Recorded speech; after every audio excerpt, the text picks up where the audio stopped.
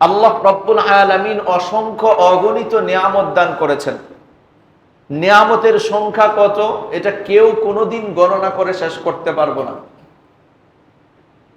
এত নিয়ামত আল্লাহ তাআলা দান করেছেন যে আমরা কোনোদিন, এমনকি পৃথিবীর সমস্ত বর্তমানে যত মানুষ আছে, অতীতে ছিল, ভবিষ্যতে আসবে, সমস্ত মানুষ মিলেও যদি আল্লাহ রব্বুল আলামিনের নিয়ামতগুলো গণনা করা শুরু করে দেয়, তারপরেও সকলে মিলেও গণনা করে শেষ করতে পারবে না। এত নিয়ামতে ভরপুর আল্লাহ রব্বুল আলামিন আমাদেরকে করে রেখেছেন। আমাদের যদি ব্যক্তি জীবন, শুধু আমাদের শরীরের দিক দিয়ে যদি আমরা চিন্তা ভাবনা করি, এই নিয়ামতগুলোই তো গণনা করে শেষ করতে পারবো না। আল্লাহ রব্বুল আলামিন দেখার জন্য চক্ষু দিয়েছেন। এই চোখটা আল্লাহ রব্বুল আলামিন কত বড় একজন মানুষের জন্য নিয়ামত। এই চোখের উপরে যে পাপড়িগুলি আছে, এই পাপড়িটাও কত বড় নিয়ামত। চোখের উপরে ব্রো আছে, এগুলো নিয়ামত। মানুষের ত্বকগুলো নিয়ামত, হাত নিয়ামত, মানুষের এরকম পা নিয়ামত, জিহ্বা নিয়ামত, দাঁতগুলো নিয়ামত, খাবার হজম করার যোগ্যতা নিয়ামত, খাবার খেতে পারা এগুলো নিয়ামত। প্রত্যেকটা অঙ্গ প্রত্যঙ্গ আমাদের জন্য নিয়ামত স্বরূপ। আবার পৃথিবীর বুকে যেই পর্যন্ত আমাদের দৃষ্টি যায় এবং যেই পর্যন্ত আমাদের দৃষ্টি যায় না, এই সব কিছু আমাদের জন্য নিয়ামত। এই সকল নিয়ামতের মাঝে আল্লাহ রব্বুল আলামিন বিশেষ কিছু শ্রেষ্ঠ নিয়ামত আমাদেরকে দান করেছেন। এই শ্রেষ্ঠ নিয়ামতগুলোর মধ্যে আল্লাহ রব্বুল আলামিন অন্যতম একটি শ্রেষ্ঠ নিয়ামত আমাদের জন্য দান করেছেন, তা হলো নবী করিম সাল্লাল্লাহু আলাইহি ওয়াসাল্লাম। দেখুন, আল্লাহ রব্বুল আলামিন যত নিয়ামত দান করেছেন, এই নিয়ামতগুলো দান করার পরে কোরআনুল কারীমের কোথাও আল্লাহ তাআলা এই ঘোষণা দেন নাই যে তোমাকে হাত দিয়ে আমি তোমার প্রতি অনুগ্রহ করেছি, তোমাকে পা দিয়ে আমি তোমার প্রতি অনুগ্রহ করেছি, তোমাকে চক্ষু দান করে তোমার প্রতি অনুগ্রহ করেছি। এই ধরনের কোনো বর্ণনা আল্লাহ রব্বুল আলামিন কোথাও দেন নাই। অর্থাৎ যত নিয়ামতই আল্লাহ তাআলা দান করেছেন, পৃথিবীর বুকে যা কিছু সৃষ্টি করেছেন আমাদের জন্যই সৃষ্টি করেছেন। আল্লাহ তাআলা জানিয়েও দিয়েছেন, হুয়াল্লাযী খালাকা লাকুম মা ফিল আরদি জামিআ, আসমান ও জমিনের মাঝে যা কিছু আছে সবকিছু তোমাদের জন্য সৃষ্টি করেছি। তো আল্লাহ রব্বুল আলামিন সবকিছু মানুষের জন্য সৃষ্টি করেছেন, কিন্তু এইগুলো যে আল্লাহ তাআলা দান করেছেন, এইগুলো দান করে যে আমাদের প্রতি অনুগ্রহ করেছেন, এই কথা আল্লাহ তাআলা বলেন নাই। কিন্তু একটা নিয়ামত যেটা আল্লাহ তাআলার বান্দারা একটাই ছিল, আল্লাহ তাআলা সেই নিয়ামতটা আমাদেরকে দান করেছেন। হযরতে নবী করিম সাল্লাল্লাহু আলাইহি ওয়াসাল্লাম হলো সেই শ্রেষ্ঠ নিয়ামতের অন্যতম। এই নবী করিম সাল্লাল্লাহু আলাইহি ওয়াসাল্লামকে আল্লাহ রব্বুল আলামিন দান করে আমাদের প্রতি যে অনুগ্রহ করেছেন, দয়া করেছেন, সেই ঘোষণা কোরআনুল কারীমের মধ্যে দিয়েছেন। অন্য কোন নিয়ামতের বেলায় দেন নাই। আল্লাহ তাআলা বলেন, লাকাদ মান্নাল্লাহু আলাল মুমিনিন ইয বাআসা ফীহিম রাসূলা মিন আনফুসিহিম ইয়াতলু আলাইহিম আয়াতি ওয়া ইউযাক্কিহিম ওয়া ইউআল্লিমুহুমুল কিতাবা ওয়াল হিকমা ওয়া ইন কানু মিন ক্বাবলু লাফী দালালিন মুবিন। আল্লাহ তাআলা এই আয়াতের মাঝে বলেন, লাকাদ মান্নাল্লাহু আলাল মুমিনিন, আল্লাহ তাআলা মুমিনদের প্রতি অনুগ্রহ করেছেন, দয়া করেছেন। মুমিনদের প্রতি আল্লাহ তাআলা দয়া করেছেন, অনুগ্রহ করেছেন। ইয বাআসা ফীহিম রাসূলা, যে তাদের মধ্য থেকে তাদের নিকট রাসূল প্রেরণ করেছেন। তো নবীজিকে আল্লাহ রব্বুল আলামিন প্রেরণ করার মাধ্যমে মুমিনদের প্রতি, আমাদের প্রতি দয়া করেছেন, এই কথা আল্লাহ তাআলা বর্ণনা করেছেন। অন্য কোন নিয়ামতের ব্যাপারে আল্লাহ রব্বুল আলামিন এটা বর্ণনা করেননি। নবীজিকে পাঠানোর মাধ্যমে আল্লাহ রব্বুল আলামিন এই কথা বলেছেন যে আল্লাহ তাআলা আমাদের প্রতি দয়া করেছেন, অনুগ্রহ করেছেন। আল্লাহ রব্বুল আলামিন আমাদেরকে যে নবীজি দান করেছেন, শ্রেষ্ঠ নবীর উম্মত হিসাবে আমাদেরকে প্রেরণ করেছেন, শ্রেষ্ঠ নবীকে আল্লাহ রব্বুল আলামিন আমাদের জন্য অনুগ্রহ স্বরূপ দান করেছেন। এই নবীজির সিরাত একটা বিশাল অধ্যায়। এটা এমন, নবীজির সিরাতটা যদি দুইটা উদাহরণের মাধ্যমে বুঝাইতে চাই, যদিও নাকি উদাহরণ দিয়ে বোঝানো সম্ভব নয়, তারপরেও আংশিক বোঝার জন্য দুইটা উদাহরণ পেশ করি যে কত বড় বিশালতা নবীজি সাল্লাল্লাহু আলাইহি সাল্লামের জীবনের মধ্যে রয়েছে। নবীজির সিরাতটা যদি সমুদ্রের সাথে তুলনা করা হয়, এই সমুদ্রের গভীরতা যেরকম মাপা যায় না, এই সমুদ্রটা কতটা গভীর এটা কোনো ব্যক্তি মাপতে পারবে না, কারণ সমুদ্রের তলদেশ পর্যন্ত তো পৌঁছাই সম্ভব নয়। ঠিক নবীজির সিরাতটা এরকম যে নবীজির সিরাতের একেবারে সর্বশেষ দিক পর্যন্ত পৌঁছা কোনো মানুষের দ্বারা সম্ভব নয়। এটা হচ্ছে একটা দিক।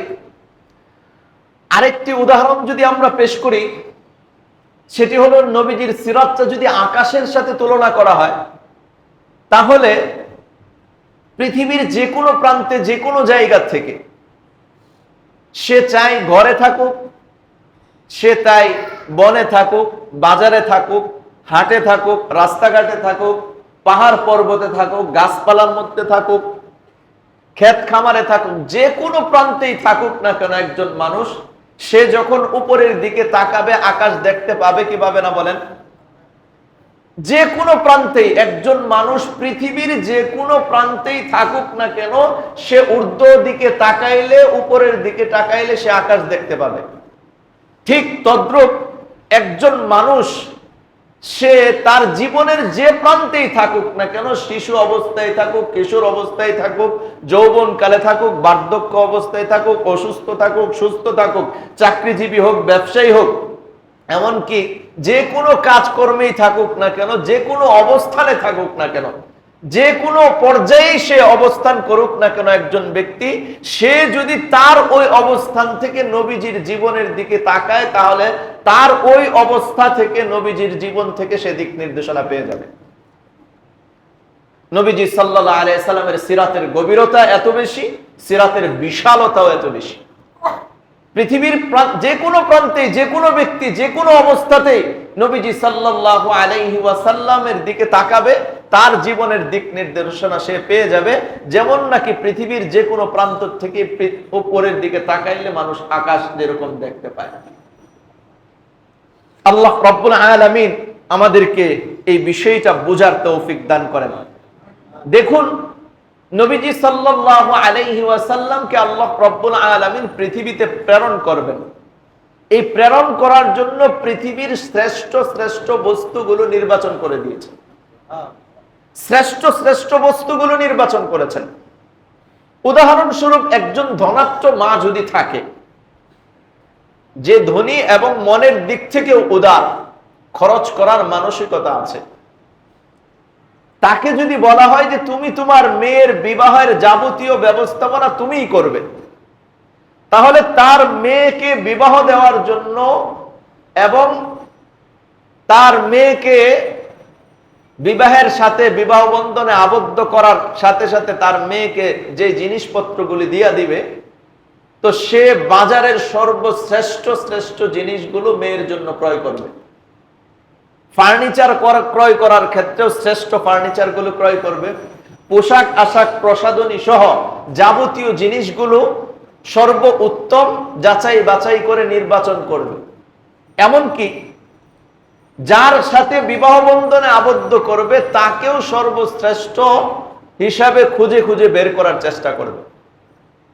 যে একজন মা তার মেয়ের জন্য যেরকম সর্বোচ্চ সর্বশ্রেষ্ঠ বিষয়গুলো নির্বাচন করে, আল্লাহ রাব্বুল আলামিন এর চাইতেও অনেক বেশি গভীরতায় নবীজি সাল্লাল্লাহু আলাইহি ওয়াসাল্লামের জন্য শ্রেষ্ঠ শ্রেষ্ঠ বস্তুগুলো নির্বাচন করেছেন। এই নির্বাচনের ক্ষেত্রে আল্লাহ রাব্বুল আলামিন পৃথিবীর বুকের যত সেরা বস্তু আছে, সমস্ত সেরা বস্তুগুলো নবীজি সাল্লাল্লাহু আলাইহি সাল্লামকে দান করে দিয়েছেন। আবার নবীজি সাল্লাল্লাহু আলাইহি ওয়াসাল্লাম যেহেতু তিনি একজন শ্রেষ্ঠ মানব, একজন মানুষের কাছে যদি কোনো জিনিস থাকে সেটার মূল্য যদি কম হয় বা মূল্যহীন হয়, তাহলে এটা মানুষ এমনিতেই দিয়া দেয়, মানুষের কাছে চাওয়া লাগে না, এটা এমনি দিয়া দেয়। কিন্তু জিনিসটা যদি মূল্যবান হয় তো মানুষের একটা আশা আকাঙ্ক্ষা থাকে যে এই মূল্যবান জিনিসটা আমি অন্যকে দেওয়ার আগে এটার চাহিদা পেশ করা হোক, যেন আমার কাছে এটা চায় কেউ, এরপরে আমি এই মূল্যবান জিনিসটা তাকে দিব। অন্যথায় মূল্যহীন জিনিস বা কম মূল্যের জিনিসগুলো এমনিতেই দিয়ে দেয়। তো আল্লাহ রব্বুল আলামিনের কাছে পৃথিবীর বুকে যত মানুষ এসেছে নবী রাসূল সহ, সবচাইতে দামি হলেন হযরতে মুহাম্মদুর রাসূলুল্লাহ সাল্লাল্লাহু আলাইহি ওয়াসাল্লাম। অন্যান্য নবীকে আল্লাহ রব্বুল আলামিন স্বপ্রণোদিত হয়ে নিজ ইচ্ছায় পাঠিয়ে দিয়েছেন, কিন্তু নবীজিকে পৃথিবীতে পাঠাবেন এর পূর্বে আল্লাহ রব্বুল আলামিন নবীজিকে চাওয়ার ব্যবস্থা করেছেন, যেন এই মূল্যবান জিনিসটা, যেহেতু আমি মূল্যবান ব্যক্তিটা পৃথিবীতে প্রেরণ করব, সুতরাং এই মূল্যবান ব্যক্তি পৃথিবীতে প্রেরণের পূর্বে একটা চাওয়ার ব্যবস্থা করা হোক। আল্লাহ রব্বুল আলামিন সেই ব্যবস্থাপনাও করেছেন। হযরতে ইব্রাহিম আলাইহিস সালাতু ওয়াস সালাম সর্বপ্রথম নবীজিকে কামনা করেছেন। যখন তিনি কাবা নির্মাণ করেছেন, কাবা নির্মাণ শেষে তার ছেলে ইসমাইল আলাইহিস সালাতু ওয়াস সালামকে সাথে নিয়ে যেই দোয়াগুলি করেছিলেন, এই দোয়ার মধ্যে চেয়েছিলেন রব্বানা ওয়াবআত ফীহিম রাসূলা। এই আয়াতের মাফহুম অর্থ হলো, আল্লাহ এই ঘর বাইতুল্লাহ তো আমি নির্মাণ করেছি, এবার এই বাইতুল্লাহর নির্মাণ করার পরে এর আবাদকারী আপনি প্রেরণ করে দেন। আল্লাহ তাআলার কাছে কেমন জানি এটাই চেয়েছেন যে আল্লাহ আমি এই ঘর নির্মাণ করেছি আপনার সন্তুষ্টির আশায়, সুতরাং এই ঘরটা যেরকম সর্বশ্রেষ্ঠ ঘর, এই ঘরের মাধ্যমে আপনি আমার বংশধরদের মধ্য থেকে সর্বশ্রেষ্ঠ মানব হযরতে মুহাম্মদুর রাসূলুল্লাহ সাল্লাল্লাহু আলাইহি সাল্লামকে আপনি প্রেরণ করে দেন। দেখুন, ইব্রাহিম আলাইহিস সালাতু ওয়াস সালাম জীবনে যত দোয়া করেছেন, নবীদের দোয়া তো কবুল হয়, কিন্তু বিশেষ দুইটা দোয়া আছে। এই বিশেষ দুইটা দোয়া আল্লাহ রব্বুল আলামিন কবুল করেছেন। এক নম্বর দোয়া হলো, হযরতে ইব্রাহিম আলাইহিস সালাতু ওয়াস সালাম বার্ধক্যে যখন উপনীত হয়ে গেছেন, তখনও পর্যন্ত তিনি সন্তানের বাবা হতে পারেন নাই। সারা জীবন তিনি কান্নাকাটি করেছেন, আল্লাহ তাআলার কাছে চেয়েছেন, আল্লাহ আপনি আমাকে একটা সন্তান দান করেন। কোরআনুল কারীমের মধ্যে ওই ইব্রাহিম আলাইহিস সালাতু ওয়াস সালামের ওই দোয়ার বর্ণনা এসেছে, রব্বি হাবলি মিনাস সালিহিন, প্রভু গো আপনি আমাকে একজন নেককার সন্তান দান করেন। তো আল্লাহ রব্বুল আলামিন এই দোয়াটা কবুল করে হযরতে ইসমাঈল আলাইহিস সালাতু ওয়াস সালামকে দান করেছেন, প্রেরণ করেছেন। এটা একটা শ্রেষ্ঠ দোয়া। আরেকটি দোয়া, হযরতে ইব্রাহিম আলাইহিস সালাতু ওয়াস সালাম বাইতুল্লাহ নির্মাণ করার পরে বাইতুল্লাহকে সামনে রেখে আল্লাহ তাআলার কাছে চেয়েছেন আমাদের প্রিয়তম হাবিব সাল্লাল্লাহু আলাইহি সাল্লামকে। এই দোয়াও আল্লাহ রব্বুল আলামিন কবুল করেছেন। দেখুন, দুনিয়াতে একটা পানি আছে শ্রেষ্ঠ পানি, আখিরাতে আরেকটা পানি হবে শ্রেষ্ঠ পানি। দুনিয়াতে যে শ্রেষ্ঠ পানিটা আছে সেই পানিটার নাম হলো জমজম। এই জমজমের পানিটা পৃথিবীর বুকে সর্বশ্রেষ্ঠ পানি। আর আখিরাতে সর্বশ্রেষ্ঠ পানির নাম হচ্ছে কাউসার। আল্লাহ রব্বুল আলামিন ইব্রাহিম আলাইহিস সালাতু ওয়াস সালামের এই দোয়ার মাধ্যমে জমজম ওয়ালাকেও দান করেছেন এবং কিয়ামতের ময়দানের কাউসার ওয়ালাকেও দান করেছেন। পৃথিবীর বুকে জমজম ওয়ালা কেমনে হইল? যে হযরতে ইসমাঈল আলাইহিস সালাতু ওয়াস সালামকে শিশু অবস্থায় যখন মক্কা নগরীতে রেখে গেলেন, পানির অভাবে, খাবারের অভাবে, হাজেরা আলাইহাস সালাতু ওয়াস সালাম যখন সাফা মারওয়ায় 7 চক্কর দৌড়াদৌড়ি করলেন আর পানির তালাশ করলেন, ওই অবস্থায় পিপাসায় কাতর হযরতে ইসমাঈল আলাইহিস সালাতু ওয়াস সালাম পায়ের নড়াচড়া করতেছিলেন। এই পায়ের আঘাতে আল্লাহ রব্বুল আলামিন জমজমের পানি চালু করে দিয়েছিলেন। সেই হিসাবে ইব্রাহিম আলাইহিস সালাতু ওয়াস সালাম জমজমওয়ালা পেয়ে গিয়েছেন। আবার আরেকটি দোয়া হযরতে মুহাম্মদুর রাসূলুল্লাহ সাল্লাল্লাহু আলাইহি সাল্লামকে কামনা করেছেন, হযরতে মুহাম্মদুর রাসূলুল্লাহ সাল্লাল্লাহু আলাইহি ওয়াসাল্লাম কিয়ামতের ময়দানে কাউসারের পানি পান করাবেন উম্মতদেরকে। আর যে ব্যক্তি কিয়ামতের ময়দানে, যেদিন সূর্য মাত্র অর্ধ হাত বা এক হাত উপরে থাকবে, এই কাউসারের পানি যে ব্যক্তি নবীজির কাছ থেকে পান করতে পারবে, তারপরে আর সে জান্নাত জাহান্নাম, জান্নাতের ফায়সালা হওয়া পর্যন্ত তার আর পিপাসা লাগবে না। ওই উম্মতের ফায়সালা হওয়ার আগ পর্যন্ত পিপাসা লাগবে না। সেই মুহাম্মদুর রাসূলুল্লাহ সাল্লাল্লাহু আলাইহি ওয়াসাল্লামকে আল্লাহ রাব্বুল আলামিন দান করেছেন। দেখুন, কোন একটা মজলিস যদি কায়েম হয়, তো মজলিস এর যে প্রধান অতিথি থাকে, এই প্রধান অতিথির আগমনের পূর্বে ঘোষক কিন্তু একটা ঘোষণা দেয় যে কিছুক্ষণের মধ্যেই আপনাদের সামনে আমাদের এই মজলিসের প্রধান অতিথি আগমন করছেন বা প্রধান মেহমান আগমন করছেন। এর পূর্বেও কিন্তু অনেক বক্তারা তার বক্তব্য পেশ করেন। এরপরে প্রধান অতিথির আগমনের পূর্বে একজন ঘোষক ঘোষণা দিয়ে দেন।